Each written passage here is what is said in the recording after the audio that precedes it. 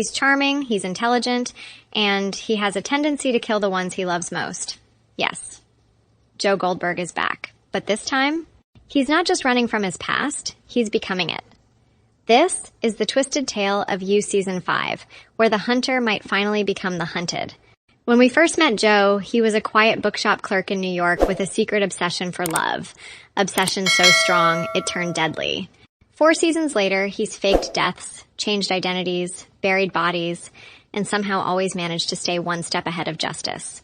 But season 5, it's different. Joe isn't hiding anymore. He's now Jonathan Moore, a respected professor in London, with blood still wet on his hands. For the first time, we're not just watching Joe stalk someone else, we're watching Joe stalk himself. Literally. His inner voice, the calm, calculating part of him that used to guide every move, is unraveling, split, conflicted. Haunted by everything he's done. The guilt, the ghosts, the victims. They're all clawing their way to the surface. And for once, Joe might not be able to keep them buried.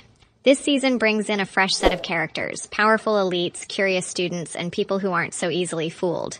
They're sharper, they're suspicious, and some of them might be just as dangerous as Joe himself. But Joe is always watching.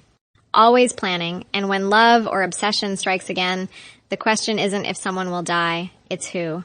Netflix has confirmed this is the last season, and if you know Joe Goldberg, you know he won't go out quietly. Season 5 promises a reckoning, a final act where all the lies, all the bodies, all the betrayals come back full circle. Old enemies, new hunters, and a Joe Goldberg who's tired of pretending. The mask is off, and what lies beneath is darker than we ever imagined. And so the story of Joe Goldberg, a man who loved too hard and killed too easily, edges toward its chilling conclusion. Because no matter how far you run, you can't escape yourself. And this time, you might finally catch up with him.